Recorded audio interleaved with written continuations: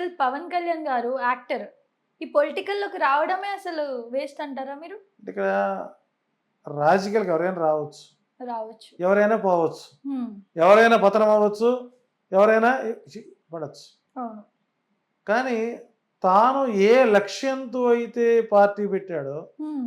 ఆ లక్ష్యం అనేటువంటిది ఎలా అయిందంటే అనేక రకాల మలుపులు తిరిగింది. దాని ప్రజారాజ్యంలో యువనాయకుడిగా పనిచేశాడు, హ్మ్.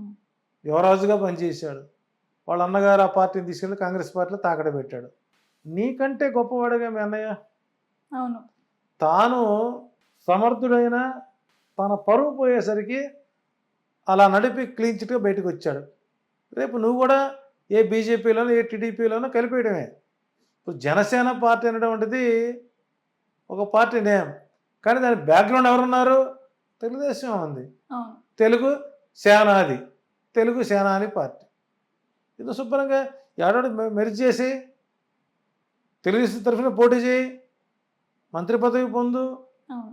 అంటే ఇక్కడ రెండు పడవలపై కాళ్ళు పెట్టి చివరికి పంగ చీలించుకొని ఒక్కాలు చివరికి చంద్రబాబు నాయుడు గారు పవన్ కళ్యాణ్ని జరాసంధుడిగా చీల్చి బారేస్తాడు. అంటే చివరికి రాజకీయాల వైపు విరక్తి కలిగే విధంగా తయారు చేస్తాడు. కాబట్టి ఇక్కడ కూటమి ప్రభావం, పవన్ కళ్యాణ్ ప్రభావం ఆంధ్రప్రదేశ్లో ఎక్కడ పూర్తి స్థాయిలో వర్కౌట్ కాలేదు ఓకే. అని చెప్పు. గెలవచ్చు, హైప్ అయితే రాదు, 50,000 అబోనే ఓకే. గెలిచే అవకాశాలు ఉంటాయి. ఎందుకంటే అతను స్థానికుడు. సపోజ్ చూడండి, కుప్పం, పిఠాపురం, హ్మ్. పులివెందుల. జగన్మోహన్ రెడ్డి పులివెందుల వెళ్ళి నామినేషన్ వేసి రాజ్యాంగబద్ధ గౌరవం పొందాడు. అవును. మరి చంద్రబాబు గారు ఎందుకు కుప్పం వెళ్ళలేకపోయాడు? నిన్ను పోషించి, నిన్ను గెలిపెట్టి, నిన్ను నిలబెట్టి, హ్మ్. నీకు ఓటేసినటువంటి కుప్పం ప్రజలకి కనీసం ఎలక్షన్ అప్పుడు కనపడకపోతే నీ ఓటు ఎక్కడ వేస్తారండి?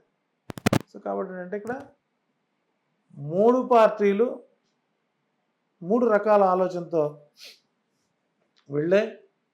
పులివెందుల్లో అతనికి స్థిరమైన మెజారిటీ వస్తుంది, అందులో ఎలాంటి సందేహం లేదు. సబ్స్క్రైబ్ చేయండి. Please do subscribe to Please like, share and subscribe to top Telugu TV. Top Telugu TV.